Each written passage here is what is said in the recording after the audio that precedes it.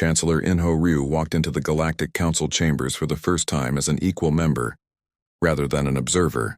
The massive hall contained representatives from over 300 species, each sitting in sections arranged by their traditional alliances and power structures. At the center of the room stood a holographic display showing the current state of the war. The display told a story that would have been impossible 6 months earlier. Sectors defended by human-trained forces showed green markers indicating successful defense. Areas still using traditional galactic tactics showed red markers where void spawn attacks had succeeded. The pattern was clear to everyone in the room. "The statistics are undeniable," announced Prime Coordinator Zelani, the Galactic Council's senior leader. "Human tactical innovations have increased our defensive success rate by 340%. Human technology adaptations have reduced casualties by 60%. Human strategic thinking has enabled our first offensive victories against void spawn forces." Chancellor Ryu had prepared for this moment his entire career. As Earth's first representative to achieve full galactic membership, he carried the hopes and dreams of his entire species. But he also carried the responsibility of changing how the galaxy thought about cooperation and leadership. "Thank you for recognizing Earth's contributions," Ryu said when invited to address the council. "But I want to be clear about something important. We are not here to replace your methods with our methods. We are here to show that combining different approaches creates better results than any single approach alone." Commander Hei-Wan Ko stood in the Joint Operations Center, coordinating the largest military action in galactic history. Around her, officers from dozens of species worked together using hybrid human-galactic procedures. The scene would have been chaos by traditional galactic standards, but it was producing unprecedented results. Status report from all sector commanders. Ko requested through the communication system that connected hundreds of ships across multiple star systems. The reports came back in a mixture of languages, tactical styles, and species-specific observations. Ko's training in human adaptive leadership allowed her to process this complex information flow and make decisions that accounted for the strengths and limitations of each participating species. Talarian forces report successful interdimensional pursuit using human phase tracking technology, came one update. Corvani engineers have successfully modified their planetary shields using adaptive frequency algorithms, came another. Human pilots have taught Vorthan squadrons how to fight in non-linear formations with 80% improved effectiveness. Each success story represented a breakthrough that combined galactic resources with human innovation. But more importantly, they showed that different species could learn from each other when they abandoned the idea that their own methods were automatically superior. Dr. Ji-hoon Lim made the discovery that changed everything. During a routine analysis of captured void spawn technology, he had been studying enemy equipment using builder analytical techniques when he found something that made him call an emergency meeting with all senior commanders. "The void spawn are not invaders," Dr. Lim announced to the shocked assembly. "They're escaped experiments. According to this data, they were created by an ancient galactic civilization as weapons for fighting wars between dimensions." The room fell silent as the implications became clear. The greatest threat the galaxy had ever faced was actually their own fault, the result of ancestors who had tried to create the ultimate weapon and lost control of it. The civilization that created them was destroyed by their own weapons, Dr. Lim continued. But before they died, they managed to imprison the void spawn in a dimensional pocket. That prison has been slowly weakening for millions of years. Our increased use of interdimensional technology may have finally broken it open. Chancellor Ryu watched the galactic representatives struggle with this revelation. Many species prided themselves on their ancient wisdom and superior civilization. Learning that their ancestors had created the current crisis challenged their fundamental beliefs about galactic progress and moral authority. This explains why traditional galactic technology doesn't work against them, observed Commander Ko. The void spawn were specifically designed to counter the weapons and defenses that existed when they were created. They're not just interdimensional entities. They're interdimensional weapons programmed to defeat galactic civilization. The discovery led to heated debates in the council chambers. Some species wanted to suppress the information to avoid panic. Others demanded immediate investigations into which modern galactic technologies might be making the situation worse. A few suggested that maybe the galaxy deserved to be destroyed for the sins of their ancestors. Fighting about blame will not solve our current problem, Chancellor Rao told the arguing representatives. We need to focus on how this knowledge can help us end the threat. The civilization that created the void spawn also created ways to fight them. We need to find those solutions. Dr. Lim's team began searching builder archives for information about the original void spawn war. What they found was both encouraging and terrifying. The builders had developed weapons capable of destroying void spawn permanently. But using those weapons required cooperation between multiple species and the willingness to sacrifice individual power for collective survival. The ancient war was won by an alliance that included species with completely different approaches to technology and warfare, Dr. Lim reported. The builders provided dimensional science. The Christek provided energy manipulation. The Mindari provided biological adaptation, and dozens of other species contributed their unique capabilities. Commander Ko realized what this meant for the current conflict. They're telling us that winning requires true cooperation, not just coordination. Each species needs to contribute their best abilities while learning from everyone else's strengths.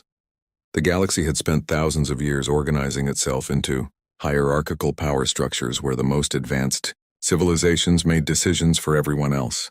But the ancient war had been won by species working together as equals, each contributing something that no other species could provide. Chancellor Ryu proposed a radical restructuring of Galactic Military Command. Instead of traditional hierarchies based on technological advancement or political power, he suggested organizing forces around complementary capabilities.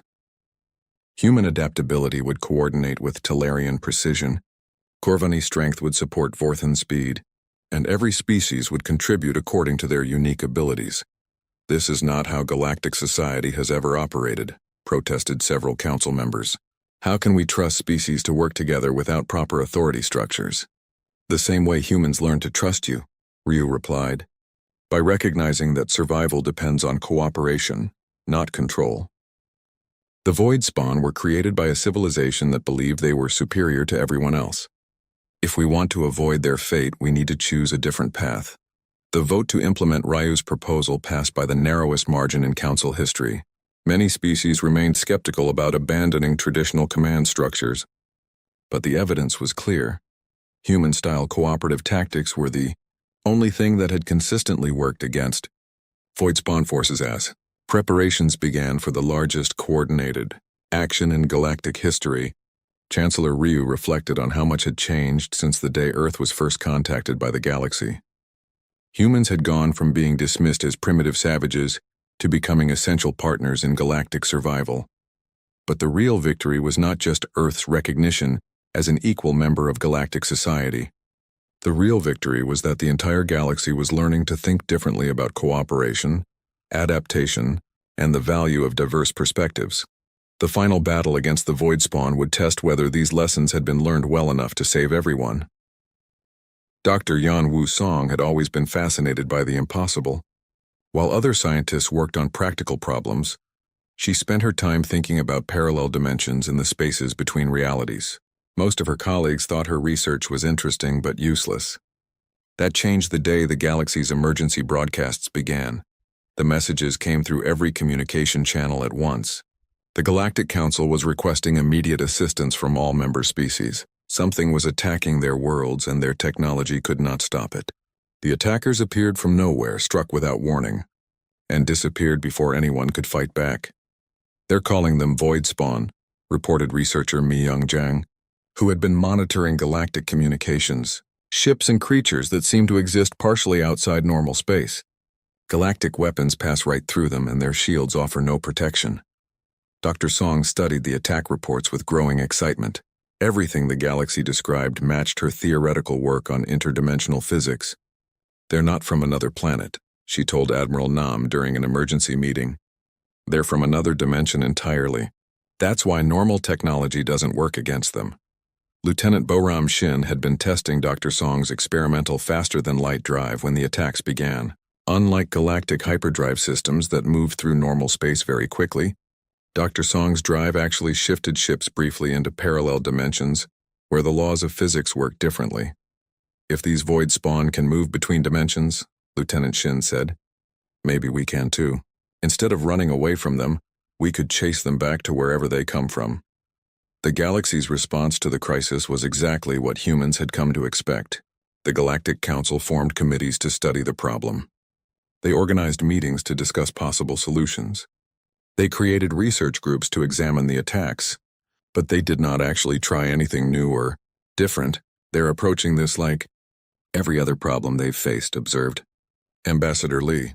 They're trying to use existing technology in new ways instead of creating entirely new technology. Engineer Kang had been working with Dr. Song to understand Builder technology that dealt with dimensional travel. The ancient machines included warnings about entities from the void and instructions for creating barriers between dimensions. The builders had faced this exact threat millions of years ago. The galaxy never found these specific builder sites because they couldn't understand the technology involved, Kang explained. But our adaptive systems can learn from builder machines. We know how to build dimensional barriers. Dr. Song worked day and night to create the first human interdimensional shield. Her design combined builder principles with human adaptive technology and her own theories about parallel space. The result was a barrier that could stop void spawn attacks by blocking their ability to phase between dimensions. Meanwhile, the galaxy suffered its worst losses in 1,000 years. Entire space stations disappeared without trace. Colony worlds went silent overnight. The Galactic Council's best scientists admitted they had no idea how to fight an enemy that could ignore all their weapons and defenses.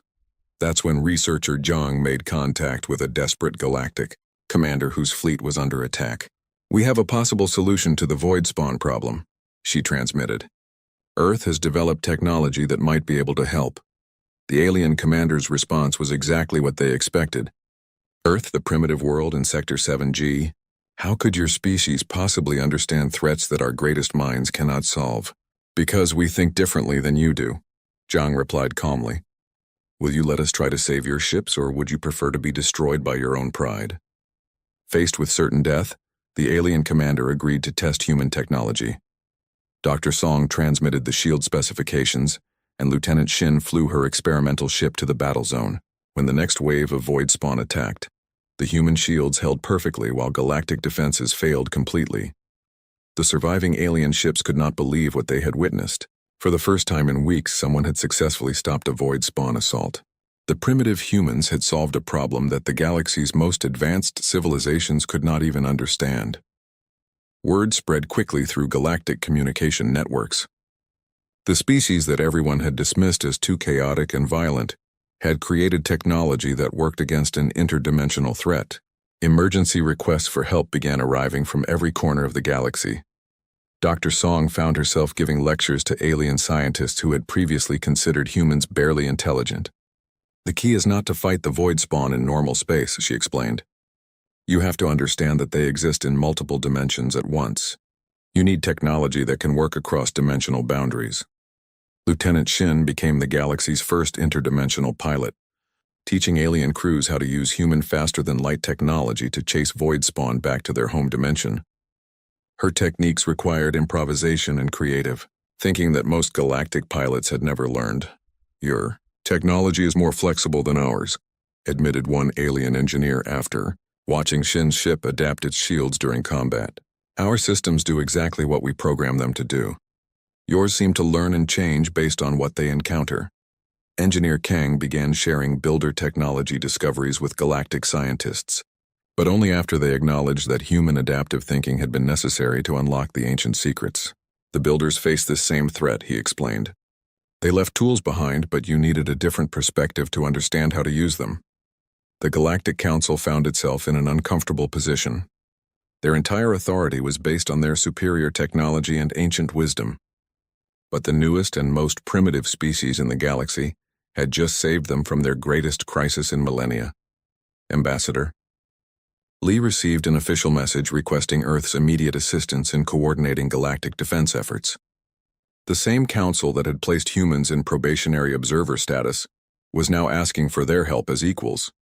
"They still don't want to admit they were wrong about us," Lee told his staff. "They're calling it a special consultation arrangement instead of recognizing Earth as a full member species." Dr. Park had been analyzing galactic responses to the crisis and found something troubling. "They're not just asking for our technology," she reported. "They want us to solve their problems for them while they keep making the same mistakes. They still think their way of doing things is fundamentally correct." Admiral Nam studied the latest battle reports and realized that the void spawn attacks were becoming more organized and dangerous. "This isn't over," she warned. "The enemy is learning from their defeats and adapting their strategies. The galaxy needs to change how they think about warfare, not just borrow our weapons." The revelation that humans could solve impossible galactic problems had shifted the balance of power in ways no one expected. But as Dr. Song continued to study void spawn behavior, and Lieutenant Shin led more interdimensional missions, they began to understand that the real challenge was not just stopping the attacks. The galaxy would need to learn that survival required more than superior technology. It required the willingness to think differently, adapt quickly, and work together in ways that their rigid civilization had forgotten how to do. And humans, the chaotic species that everyone had underestimated, were about to become their teachers. Captain So-Young Choi received her orders on a cold morning in Seoul. Earth's Space Command wanted her to lead the first human exploration beyond the solar system. They had built new ships using improved human technology, staying just within the rules the Galactic Council had given them. "Remember, Captain," Admiral Hyejin Nam told her during the final briefing, "you cannot go to any inhabited systems. You cannot make contact with alien species, but you can explore empty space and abandoned areas. Find out what's really out there." Choi nodded. She had trained her whole life for missions like this. Her crew of 30 included the best pilots, scientists, and engineers Earth could provide. They would spend 6 months exploring the galaxy's forgotten corners while staying invisible to alien authorities. Meanwhile, engineer Jin-Woo Kang worked day and night in his secret laboratory. He had spent 2 years studying the alien technology found in the watching device. Most of it was far beyond human understanding, but Kang had noticed something interesting. The aliens built everything to last forever and work perfectly, but they never tried to make things better or different. "Their technology is amazing," Kang told Dr. Park during one of their secret meetings, "but it's also boring. They found one way to do everything, and they never changed it. Look at this power source. It's incredibly efficient, but the design is exactly the same as power sources in their oldest files. They stopped trying to improve it thousands of years ago." Dr. Park studied Kang's notes. "They achieved perfection and stopped growing." "Exactly," Kang said. "But humans never stop trying to make things better. We always ask, what if we tried this differently? They don't seem to ask that question anymore." Kang had used this insight to create new human technology that worked differently than alien designs. His power sources were smaller and more flexible. His computers could adapt to new situations instead of following fixed programs. His engines could change their operation based on what they encountered. When Captain Choi's ship launched, it carried Kang's improved technology. The ship could travel faster than any previous human vessel and could change its systems during flight. Most importantly, it could hide from alien sensors by using energy patterns the galaxy had never seen before. 3 weeks into their mission, Choi's team made their first major discovery. They found an ancient space station orbiting a dead star. The station was clearly alien-built, but it looked nothing like the technology in the watching device. It was much older and seemed to have been abandoned for thousands of years. "The galactic databases we accessed show this system as empty," reported her science officer. "But this station is enormous. How did they miss it?" Choi ordered her team to explore carefully. Inside the station, they found rooms full of strange machines and walls covered with symbols. Everything was perfectly preserved in the cold vacuum of space. Using translation programs based on Dr. Park's work, they slowly began to understand what they had found. The station belonged to a species called the Builders who had lived in the galaxy millions of years ago. The Builders had created amazing technology and then mysteriously disappeared. The current galactic civilizations had found some builder ruins before, but they could never understand how the ancient machines worked. "Captain," called Engineer Kang over the radio from Earth, "try connecting one of my adaptive computers to their systems. Maybe our technology can talk to theirs." When Choi's team made the connection, something incredible happened. The ancient machines came to life for the first time in millions of years. Lights began flashing, computers started working, and hidden rooms opened throughout the station.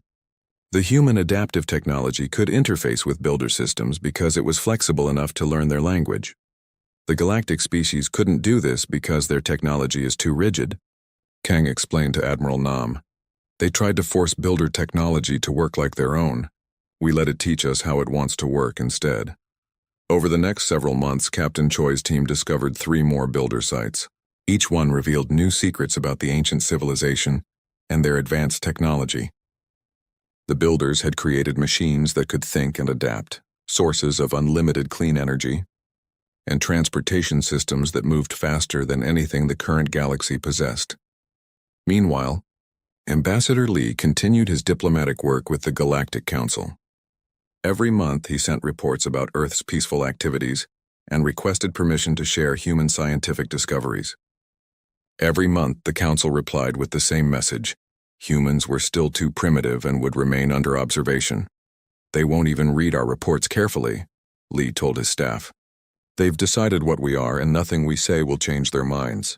They think they already know everything about human capabilities. Dr. Park had been studying galactic science databases and found the same pattern Engineer Kang had noticed. They're incredibly advanced, but they haven't had a major breakthrough in over 1,000 years, she reported. They keep improving their existing technology, but they don't create anything truly new. This gave Admiral Nam an idea. If they won't listen to our words, maybe they'll pay attention to our actions. Let's keep our discoveries secret for now. Let them keep thinking we're primitive while we learn everything we can.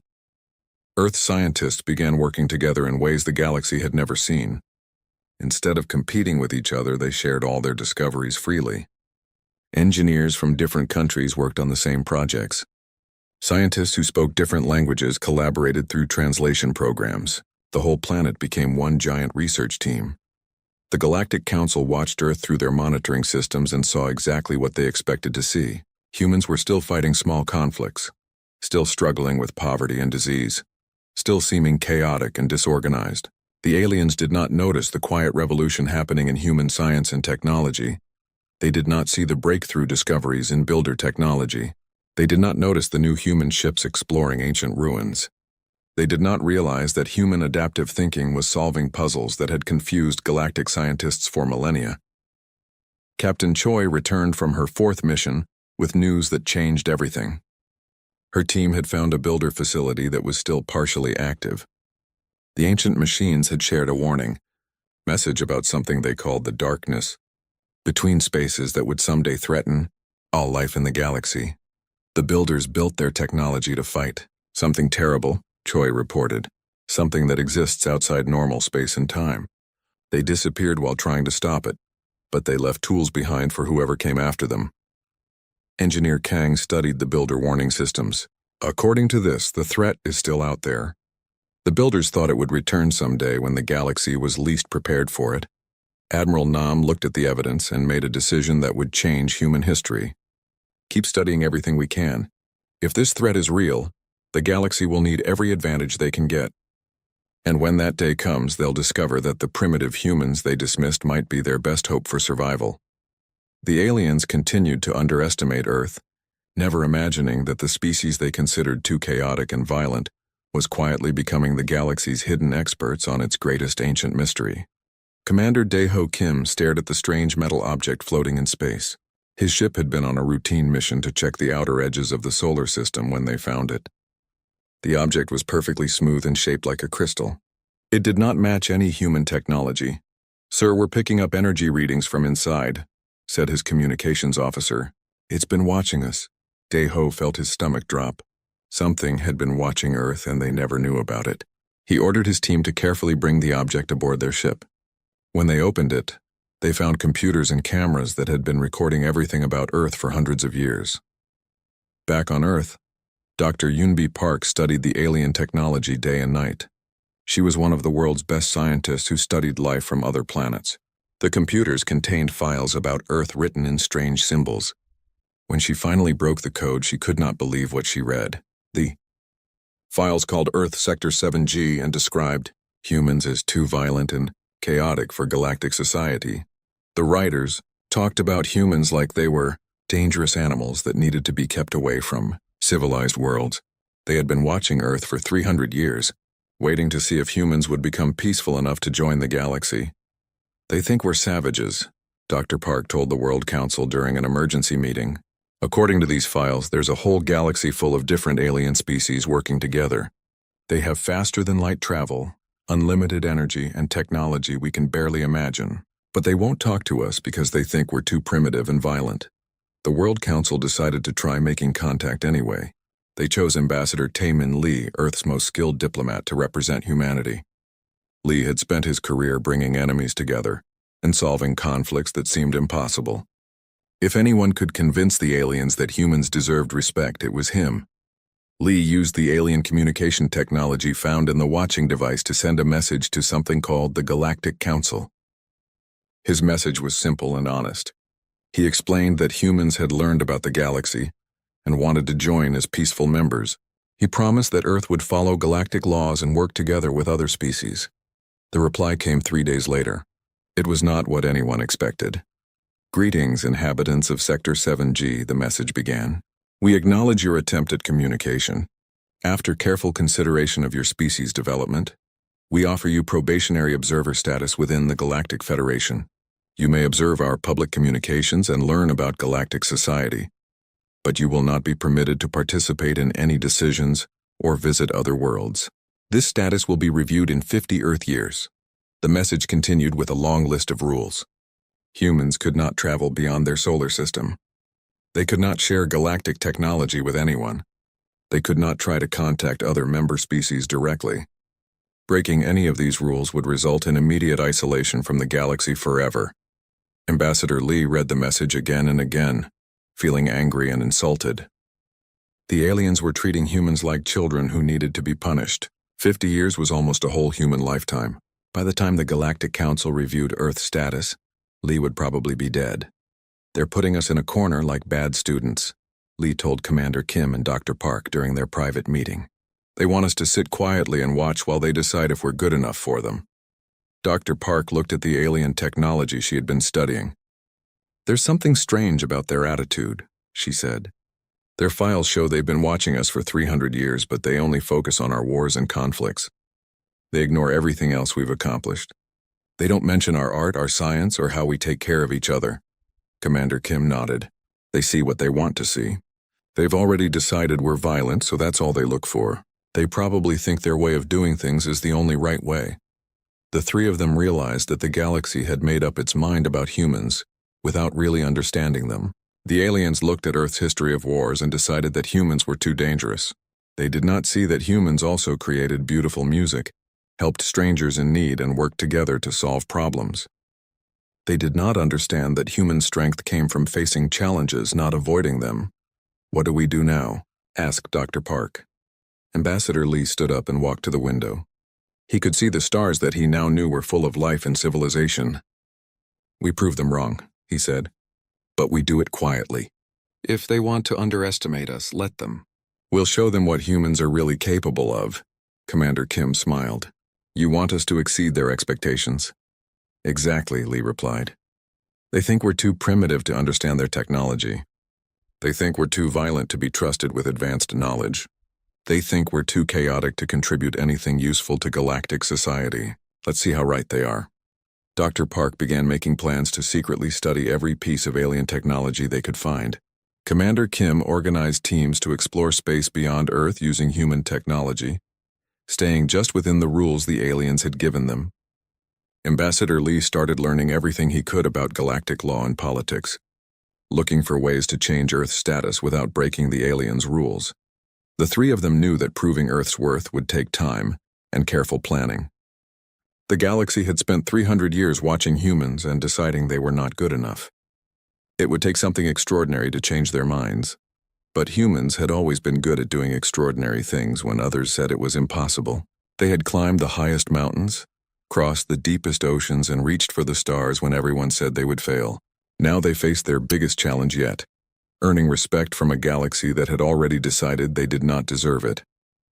As Commander Kim prepared for his next mission into deep space, Dr. Park continued studying alien science, and Ambassador Lee planned Earth's diplomatic future None of them knew that they were about to discover just how wrong the galaxy was about human potential. The aliens thought they knew everything about humans from watching Earth for 300 years. They were about to learn that watching and understanding were two very different things. General Donghyun Yu stood in the command center watching dozens of screens showing battles across the galaxy. Each screen displayed the same pattern: alien fleets following their traditional combat procedures while void spawn entities tore through their formations like they were not even there. They keep making the same mistakes, Yu told his staff officers. They treat every battle like a mathematical equation. Ship A fires weapon B at target C, and the result should be D. But the void spawn don't follow their equations. The Galactic Council had finally agreed to let humans participate in joint military operations after losing 30 more colonies in 2 weeks. But they insisted that alien commanders remain in charge while humans served as technical advisors. General Yu found this arrangement both frustrating and amusing. Scientist Yu Jin Quan worked in a laboratory that was part human, part alien. The galaxy had provided their most advanced equipment, while Earth contributed adaptive thinking and builder technology insights. The combination was producing extraordinary results. Look at this, Quan showed Admiral Nam her latest creation. Galactic energy weapons are incredibly powerful, but they only work one way. I've modified them to change frequency and targeting method during combat. Now they can adapt when they encounter something unexpected. Her hybrid weapons combined galactic power with human flexibility. When Void Spawn tried to phase out of normal space to avoid damage, the weapons automatically shifted to interdimensional targeting. When the enemies adapted their defenses, the weapons learned new attack patterns. The first test of human galactic cooperation came when a major Void Spawn force attacked the Corvani homeworld. The Corvani were one of the galaxy's oldest and most respected species, known for their military excellence and strategic thinking. Their defeat would signal that nowhere in the galaxy was safe. Pilot Sun Ho Bei led a squadron of mixed human and alien ships into the battle zone. His pilots included species from 12 different worlds, each trained in their own traditional combat methods. Bringing them together required skills that no military academy in the galaxy taught. Forget everything you learned about formation flying, Bei told his diverse squadron during their briefing. Void Spawn move in ways your instructors never imagined. Stay flexible, watch each other's backs, and be ready to try something completely new every few minutes. The alien pilots were uncomfortable with Bei's approach. They had trained for years to follow precise procedures and maintain perfect formations. Human-style improvisation seemed chaotic and dangerous to them. How can we coordinate our attacks if everyone is doing something different? Asked Commander Vex, a Talarian pilot with 50 years of experience. By talking to each other constantly and adapting to what works, Bei replied. Watch what I do, copy what succeeds, and change what fails. Think of it as a conversation instead of a program. When the battle began, the difference between human and galactic approaches became immediately clear. Alien defense fleets formed their traditional battle lines and opened fire with coordinated volleys. The Void Spawn simply phased through their formations and attacked from unexpected angles. But Bei's mixed squadron fought like a living organism. When Void Spawn appeared behind them, pilots immediately warned each other and shifted positions. When traditional weapons failed, they switched to hybrid technology. When their enemies adapted to one strategy, the squadron smoothly changed to another approach. This is impossible, transmitted Commander Vex during the heat of battle. We're fighting 12 different engagements at once, and somehow we're winning all of them. That's because you stopped thinking like a machine and started thinking like a hunter, Bei replied as he chased a Void Spawn through a dimensional rift. Machines follow programs. Hunters adapt to their prey. General Yu watched the battle from the command center and saw something that amazed him.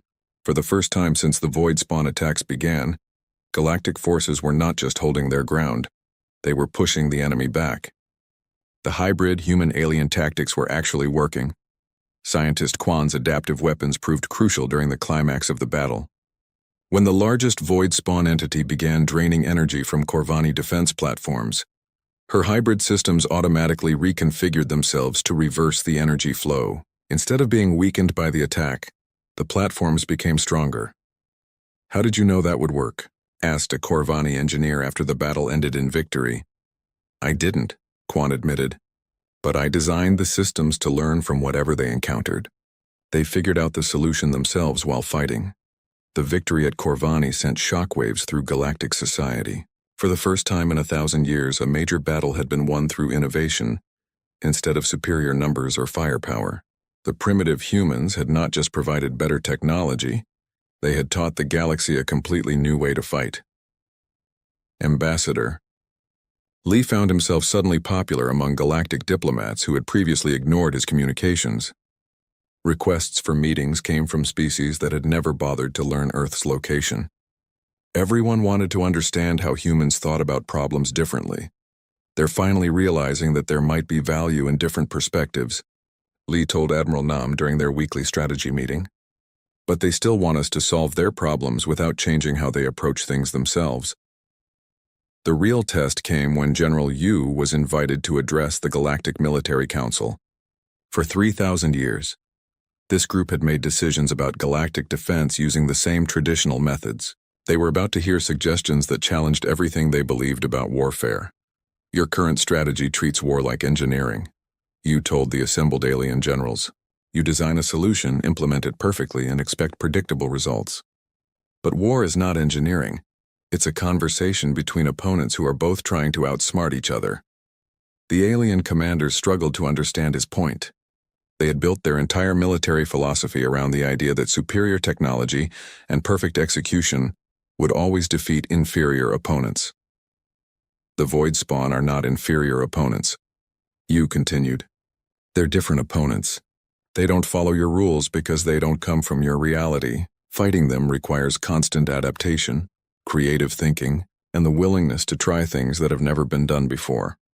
Pilot Bay demonstrated human tactical thinking by running simulation exercises with alien crews.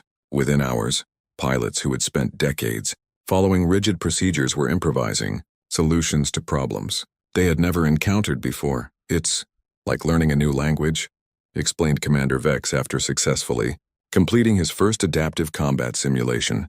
At first it feels wrong and dangerous, but then you realize you can express ideas that were impossible before. The galaxy was beginning to understand that humans offered more than just new technology or different tactics. They represented a fundamentally different way of approaching challenges, one that emphasized adaptation over perfection, creativity over procedure, and cooperation over hierarchy. But as news of the Corvani victory spread throughout galactic space, monitoring stations detected troubling signs. The Void Spawn were not retreating or giving up. Instead, they were gathering in larger numbers and developing new attack methods. The enemy was learning and adapting just as quickly as the defenders were. The real war was about to begin.